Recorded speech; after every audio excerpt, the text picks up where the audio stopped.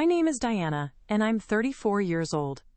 3 weeks ago, I stood in my mother's empty house after her funeral, staring at the one thing she left me in her will. While my sister Beverly inherited 3 beautiful houses worth hundreds of thousands of dollars, I got an old painting that looked like it came from a garage sale. The faded landscape showed rolling hills and a small cottage, nothing spectacular.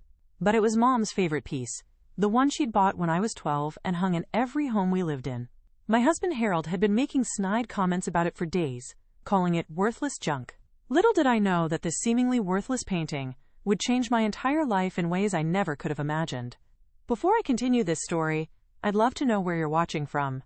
Please hit that like button and subscribe to support me, because this story will show you that sometimes the things that seem most worthless turn out to be our greatest treasures.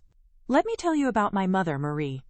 She was the kind of woman who worked 2 jobs to make ends meet, spending 40 years as an elementary school teacher while cleaning offices on weekends. Mom never complained, never asked for help, and always put her daughters first. She had this quiet strength that I admired but never fully understood until much later. My relationship with my sister Beverly was complicated. She was 5 years older, naturally brilliant, and seemed to excel at everything she touched. While I struggled through nursing school, Beverly breezed through law school and landed a prestigious job at a downtown firm. Mom was proud of both of us, but I always felt like Beverly was the golden child, the one who fulfilled all of Mom's dreams. The painting came into our lives when I was 12. Mom had taken me to an antique shop on a rainy Saturday afternoon. While I browsed through old books, she stopped in front of this landscape painting. The shop owner, an elderly man with thick glasses, told her it was probably from the 1940s, painted by some local artist whose name had been forgotten. The price tag said $50, which was a lot for us back then. I remember asking Mom why she wanted it so badly. She knelt down to my eye level and said, "Diana, sweetheart, this painting reminds me of all the places I want to take you someday. See that little cottage? That's where we'll have tea together when you're grown up. And those hills? We'll walk through them hand in hand."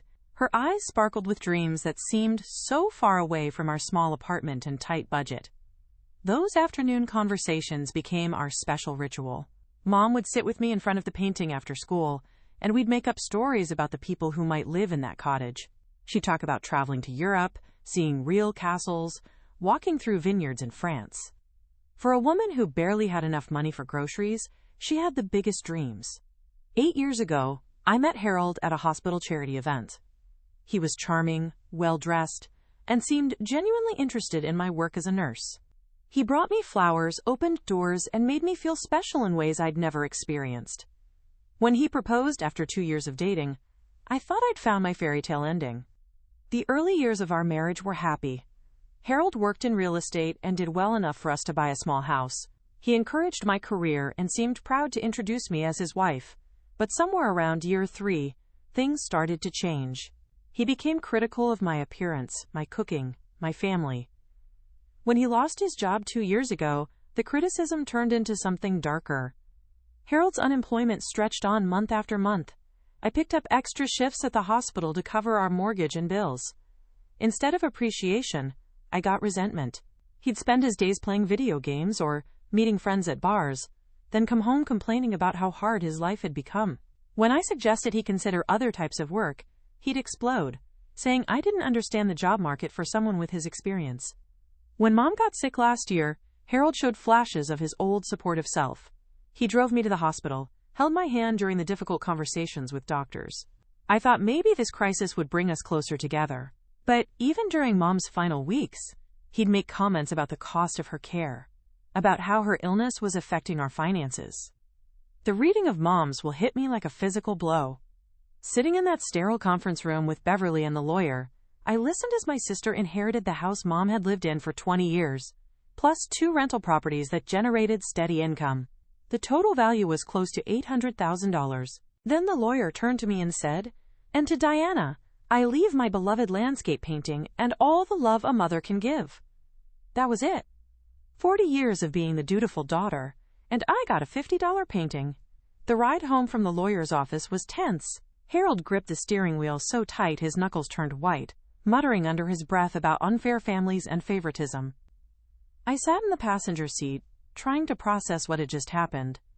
Part of me felt hurt and confused. Why had Mom chosen to give Beverly everything of monetary value, while leaving me with what appeared to be a sentimental afterthought? Beverly had looked genuinely uncomfortable when the will was read. She'd reached across the table and squeezed my hand, saying, "Diana, I'm sure Mom had her reasons. You know how much that painting meant to her." But even my sister seemed puzzled by the disparity in our inheritances. When we got home, Harold poured himself a large whiskey and started pacing around our small living room. "I can't believe this," he said, his voice getting louder with each word. "Your sister gets 3 houses, and you get some garage sale artwork. What were we supposed to do with that? Hang it up and pretend it pays the mortgage?" I tried to explain that the painting had sentimental value, that it represented years of shared dreams between Mom and me.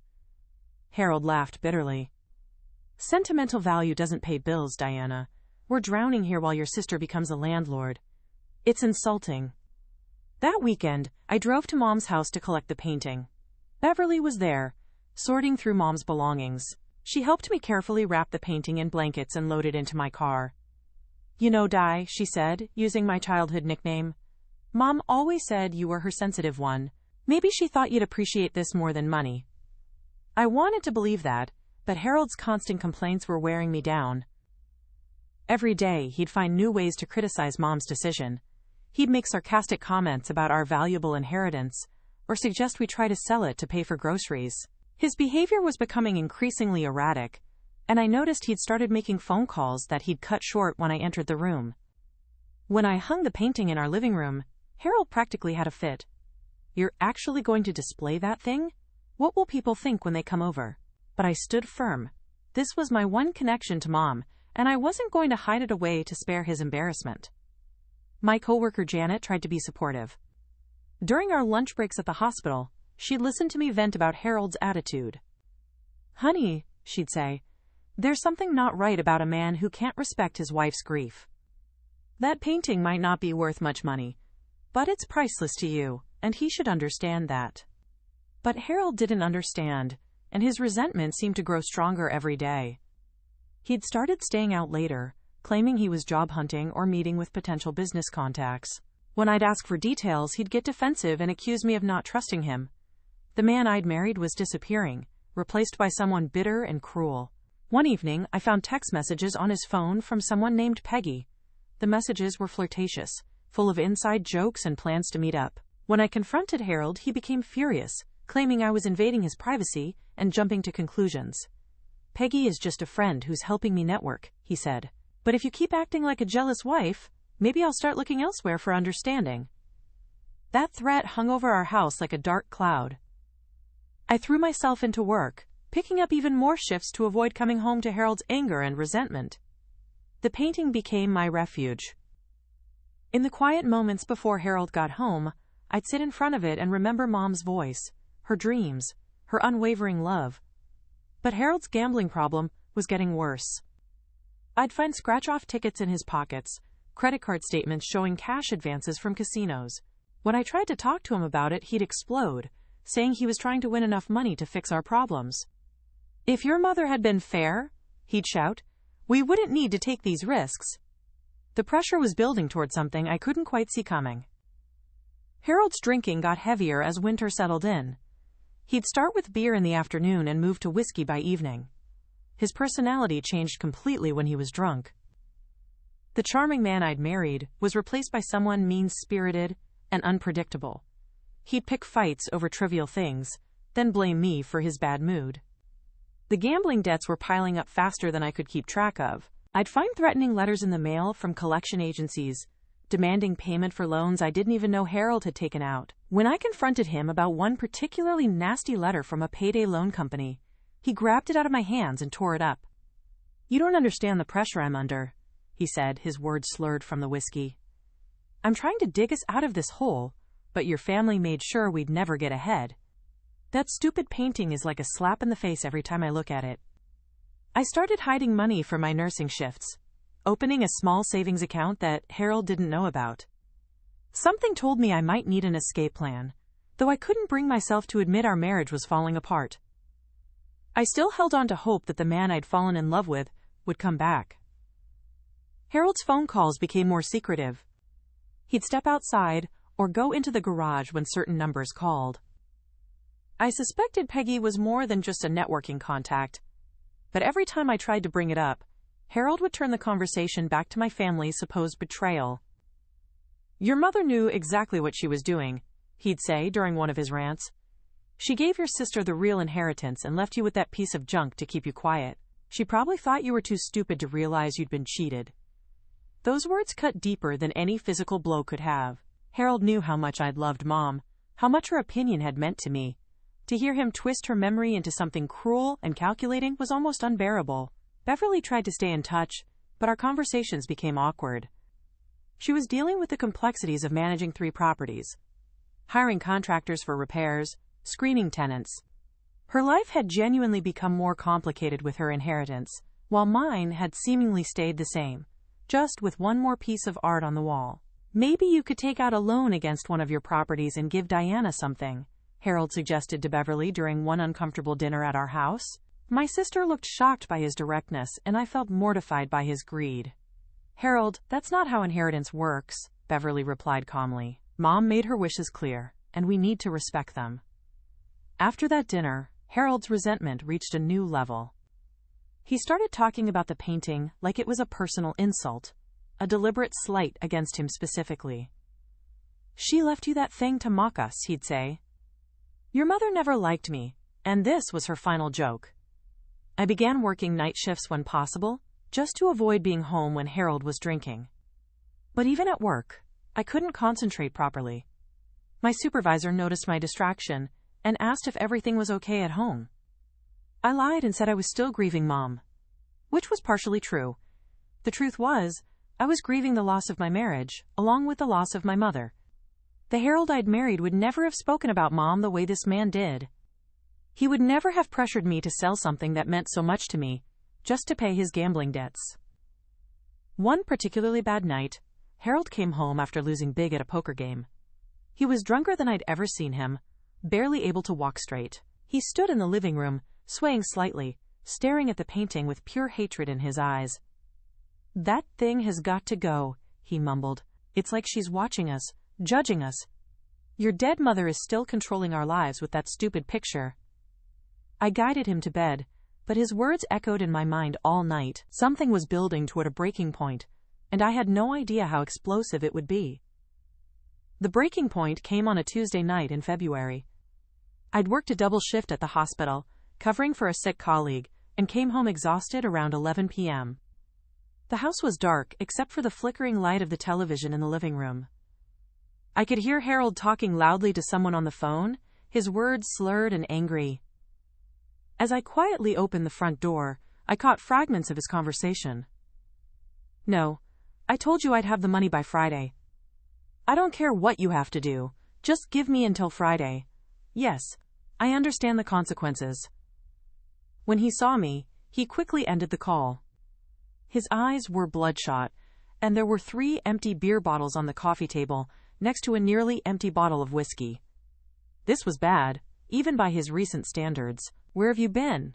he demanded, even though he knew exactly where I'd been. I was still wearing my hospital scrubs. "Work, Harold. I told you I was covering for Janet tonight." I was too tired for another fight, but I could see one brewing in his posture and expression. "Work," he repeated mockingly. "Making your little nurse salary while we're drowning in debt. Do you have any idea what kind of trouble we're in?" I sat down across from him, trying to stay calm. "What kind of trouble, Harold? Maybe if you told me the truth about our finances, I could help." That's when he exploded. Harold stood up so fast he knocked over one of the beer bottles, sending it rolling across the floor. "Help? You want to help? Then sell that goddamn painting and give me the money." "Harold, we've been through this. It's not worth enough to make a difference in serious debt, and it's the only thing I have left of Mom." "Your precious mommy!" he screamed, his face turning red. "She screwed us over, Diana. She gave your sister everything and left us with nothing but that piece of garbage on the wall." I stood up to face him, my own anger finally matching his. "Mom didn't owe you anything, Harold. She worked her entire life for what she had, and she had every right to leave it to whoever she wanted. She left it to the wrong daughter." Harold's voice cracked with rage. "Beverly doesn't need 3 houses. We needed that money. I needed that money. For what? You're gambling? You're drinking? Mom was smarter than you think. Maybe she saw exactly what kind of man you really are.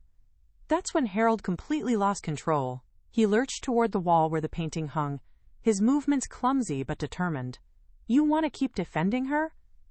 Fine, but I'm done looking at her stupid gift every day. Before I could stop him, Harold grabbed the painting with both hands and yanked it off the wall.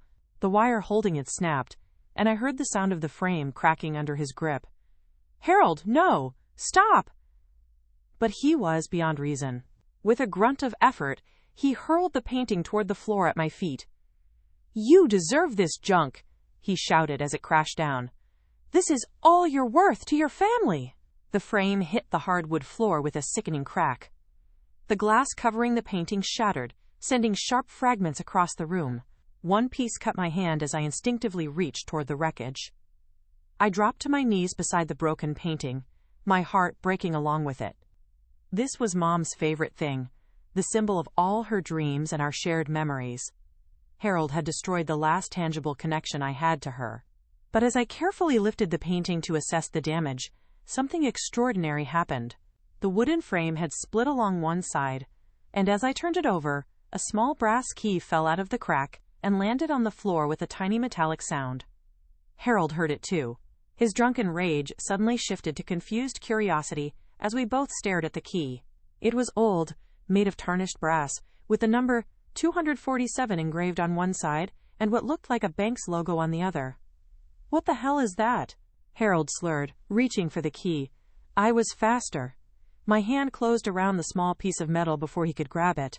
I don't know, I said honestly, but something in my gut told me this was important. More important than Harold should know about. Give me that key, Diana. If it came out of the painting, it belongs to both of us. It came out of Mom's painting, Harold. That makes it mine. For a moment, we stared at each other across the wreckage of the painting and our marriage. Harold's eyes had a calculating look that I'd never seen before, and I realized with growing horror that he might have known about this key all along. You knew, I whispered. You knew there was something hidden in the frame. Harold's guilty expression confirmed my suspicion. I didn't know for sure, he said, but his voice lacked conviction. That's when everything clicked into place. The way he'd been obsessing over the painting, his insistence that I sell it, his strange behavior around Mom during her final months. Harold hadn't been trying to get rid of a worthless piece of art. He'd been trying to get his hands on whatever was hidden inside it. I stood up, clutching the key so tightly it pressed into my palm. How long have you known? Diana, let's just figure out what it opens together. We're married. What's yours is mine, right? But I was already backing toward the door, the key safely in my pocket. No, Harold. Not this time. Whatever Mom left for me, she left for me alone.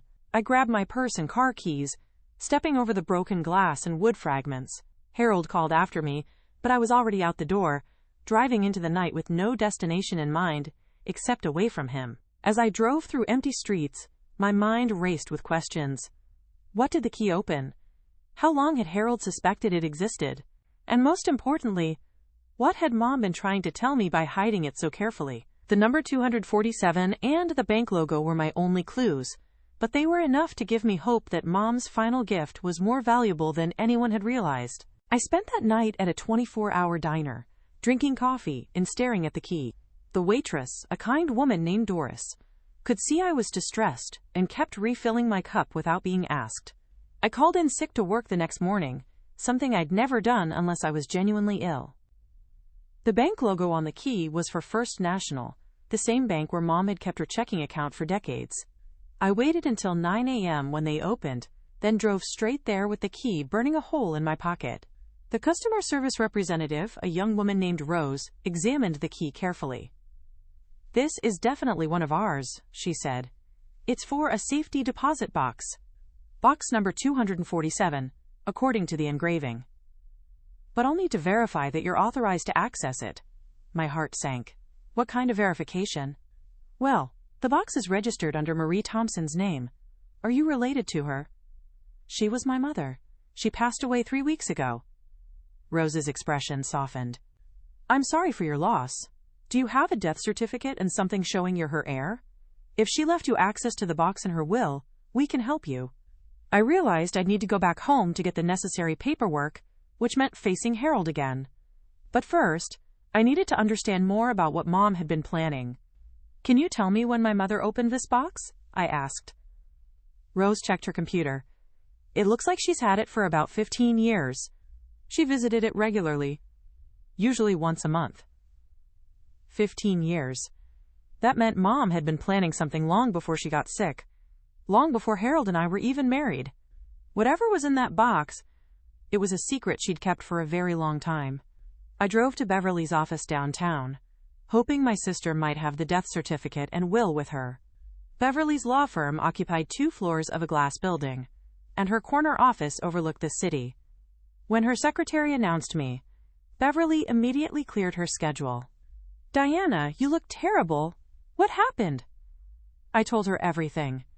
About Harold's behavior, the gambling debts, the destroyed painting, and the mysterious key. Beverly listened without interruption, her lawyer instincts taking over. So Harold knew about the key? She asked when I finished. He had to. Why else would he be so obsessed with getting rid of the painting?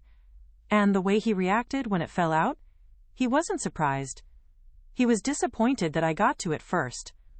Beverly opened her desk drawer and pulled out a folder. I have copies of all the estate documents here. Let me call the bank and see what we need to do. While Beverly made phone calls, I walked to her window and looked out at the city below. Mom had cleaned offices in buildings like this one, working nights to support Beverly and me. She'd sacrificed so much, and I was only beginning to understand how much she'd been planning for our futures. Beverly hung up the phone. Good news. As the heir to the painting and everything associated with it, you have the right to access the box. We just need to bring the death certificate and will down there this afternoon. Beverly, I need to ask you something, and I need you to be honest. Of course. Did you know about this key? Did Mom ever mention a safety deposit box to you? Beverly shook her head. Never. But, Diana, thinking back on it, there were times when Mom would disappear for a few hours on Saturday mornings. She'd say she was running errands, but she'd never come back with shopping bags or anything. I always assumed she was visiting friends. She was visiting the bank, I realized. Once a month for 15 years. Which means whatever's in that box, she was actively maintaining it. Adding to it, maybe? Or just checking on it. We spent the afternoon at the bank, working through the bureaucratic process of accessing Mom's safety deposit box. The bank manager, an older man named Walter, remembered Mom well. Mrs. Thompson was one of our most reliable customers, he told us, as we waited for the paperwork to be processed. She always came in on the second Saturday of every month, like clockwork. Sweet lady, always asked about my grandchildren. Did she ever mention what she kept in the box? I asked. Walter smiled. Safety deposit box contents are private, but I can tell you she seemed very protective of whatever was in there. She'd spend about 30 minutes each visit, and she always looked peaceful when she left. Finally, Rose led Beverly and me into the vault where the safety deposit boxes were kept. Box 247 was in the middle section, about shoulder height. My hands shook as I inserted the key and turned it. The box was larger than I'd expected, deep enough to hold documents and other items. As I slid it out and carried it to the private viewing room, I felt like I was about to uncover the biggest secret of Mom's life. Beverly squeezed my shoulder. Whatever's in there, Diana, Mom wanted you to have it. I lifted the lid with trembling fingers, and what I saw inside took my breath away. The safety deposit box contained more than I could have imagined in my wildest dreams. Stacks of cash, neatly organized and held together with rubber bands, filled one side of the box. I counted quickly and estimated at least $200,000. Along with the cash were government bonds, stock certificates, and a thick manila envelope with my name written on it in Mom's careful handwriting. But what caught my attention immediately was a small digital recorder and several cassette tapes, labeled with dates going back over a year. My hands shook as I picked up the envelope with my name on it. Beverly gasped when she saw the contents. Diana, I had no idea Mom had this kind of money saved.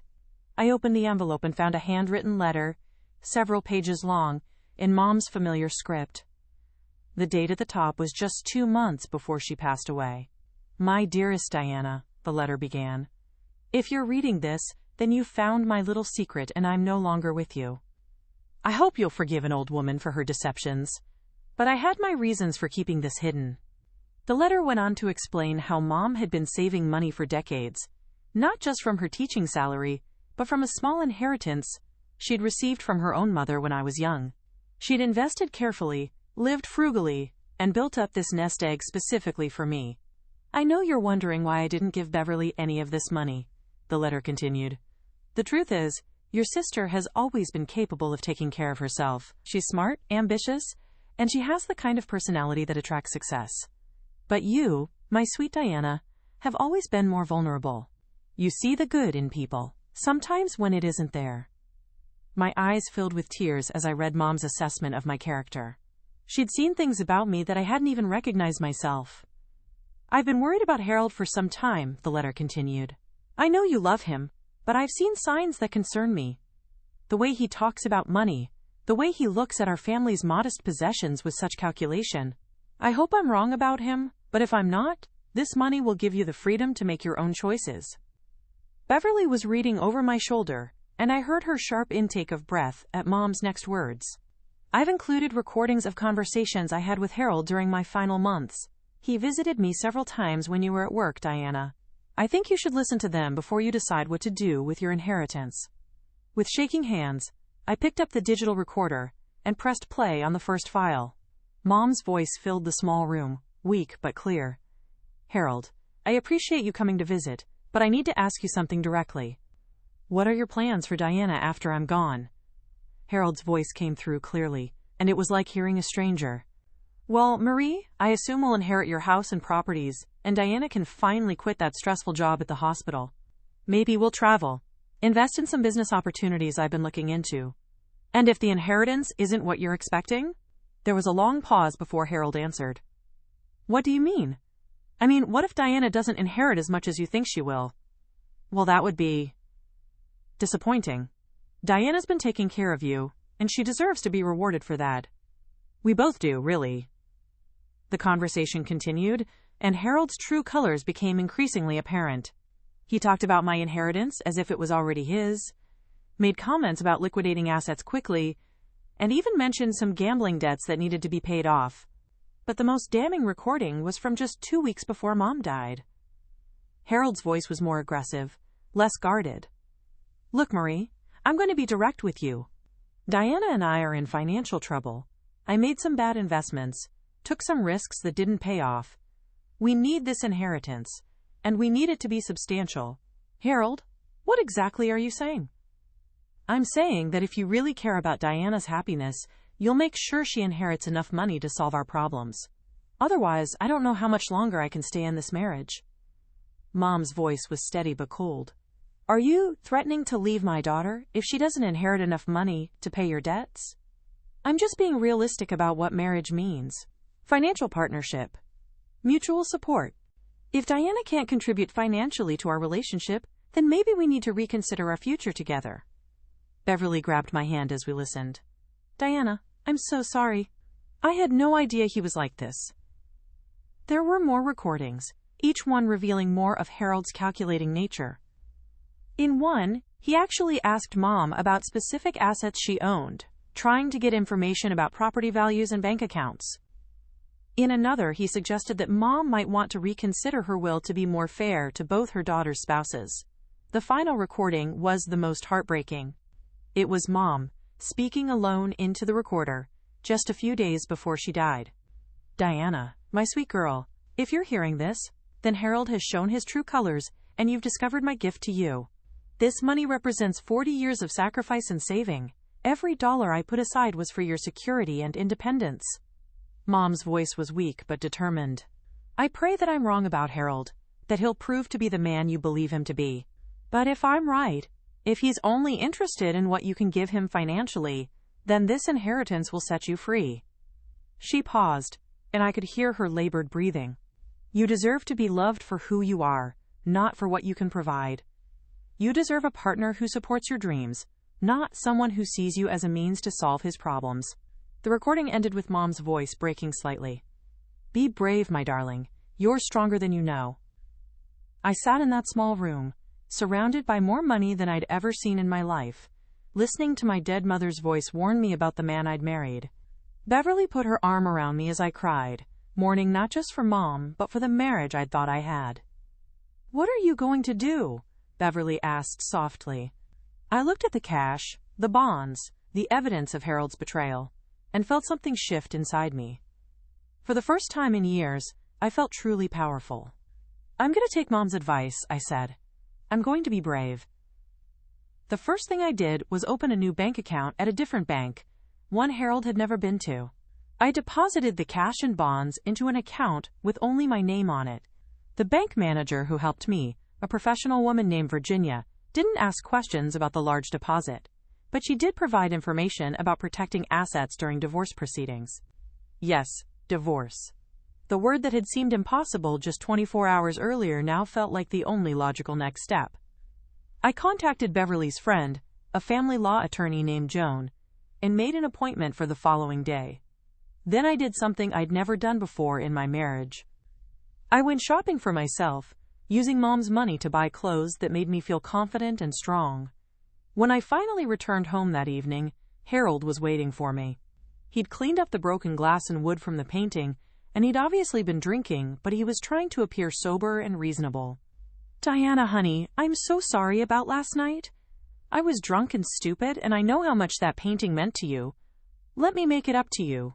I looked at this man I'd lived with for 8 years, and it was like seeing him clearly for the first time. "How long have you known about the key, Harold?" His face went through several expressions before settling on confused innocence. "What key? I don't know what you're talking about." "The key that fell out of the painting frame when you threw it on the floor. The one you immediately tried to grab." "Diana, I was drunk. I don't remember much about last night." I pulled out my phone and played one of Mom's recordings.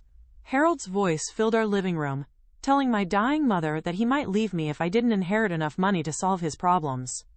The color drained from Harold's face. "Where did you get that?"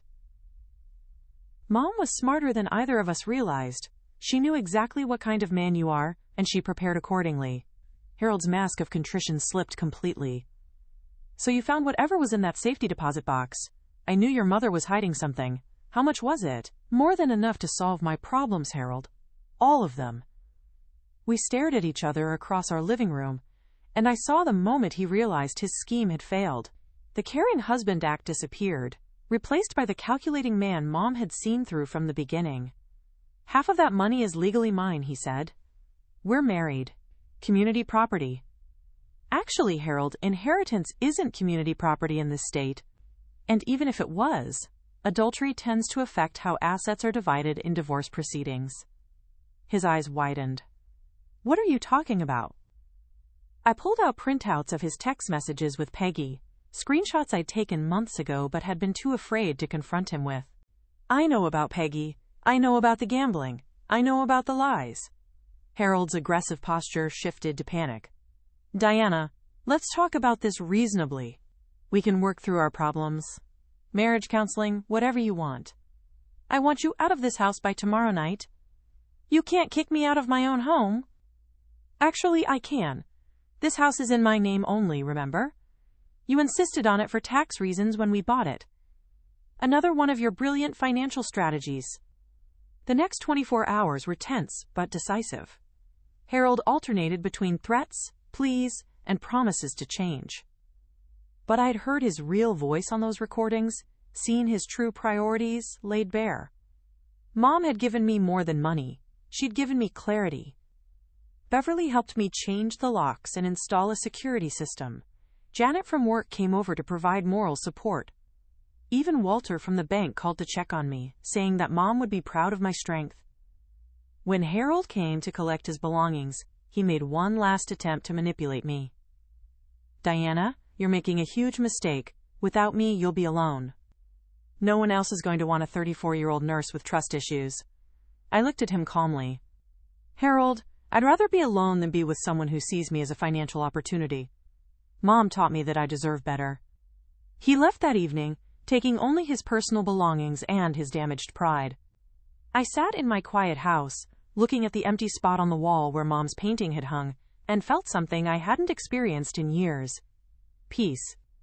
The divorce proceedings moved quickly once Harold realized I had evidence of his adultery and gambling problems.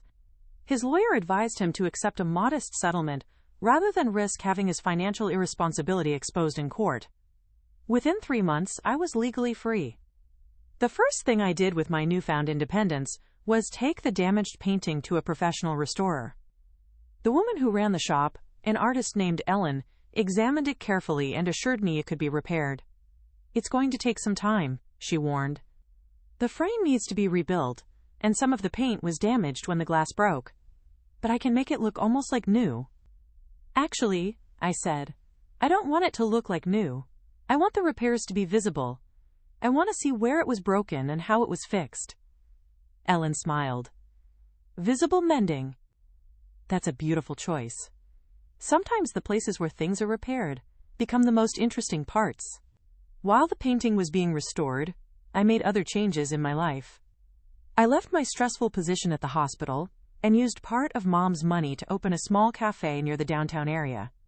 It was something I'd always dreamed of doing, but never had the financial security to attempt. I called it Marie's Place, in honor of Mom. The walls were decorated with local artwork, including several pieces from Ellen's studio. It became a gathering spot for nurses getting off late shifts, lawyers grabbing coffee between court appearances, and students studying for exams. 6 months after my divorce was finalized, I met Roger. He was a high school English teacher who came in every morning for coffee and a muffin before school. He was quiet, thoughtful, and genuinely interested in my opinions about books, current events, and life in general. Our first real conversation happened when he noticed I was reading the same novel he'd assigned his students. Instead of making small talk about the weather, he asked what I thought about the author's treatment of family loyalty versus personal integrity. "It's interesting that you ask that," I said. "I've been thinking a lot lately about the difference between loving someone and enabling their bad choices." Roger's eyes lit up with genuine interest. "That's exactly the kind of insight I hope my students will develop. You should come speak to my class about adult perspectives on literature." That invitation led to dinner, which led to long walks and longer conversations. Roger was everything Harold hadn't been. He was interested in my thoughts, supportive of my business, and never once asked about my financial situation. When I finally told him about Mom's inheritance and my divorce, his response was perfect. "Your mother sounds like she was an incredibly wise woman. And Harold sounds like he missed out on something precious." 1 year after finding the key, Ellen called to tell me the painting was ready. When I saw it, I cried.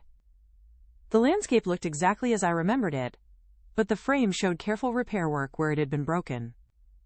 The cracks were filled with a slightly different wood stain, creating a beautiful pattern of light and dark lines. "It's perfect," I told Ellen.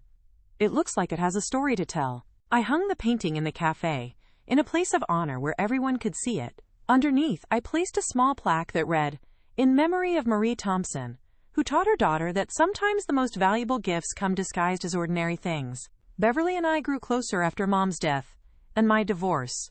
She helped me navigate the legal and financial aspects of my new independence, and I helped her see that family relationships were more valuable than property values. "You know, Diana," she said one day as we sat in the cafe, "I think Mom's will was perfectly fair after all. She gave each of us exactly what we needed." Roger and I were married 2 years later in a small ceremony at the cafe. Instead of expensive flowers, we used potted plants that customers could take home afterward. Instead of a DJ, we had Janet's husband play guitar while customers and friends sang along. It was nothing like the elaborate wedding Harold and I had planned, where every detail was about impressing other people. This wedding was about celebrating real love, real friendship, and real community. As I stood next to Roger, looking out at the faces of people who genuinely cared about our happiness, I felt Mom's presence as strongly as if she were standing right beside me. She'd given me more than money. She'd given me the tools to recognize authentic love and the strength to demand it for myself.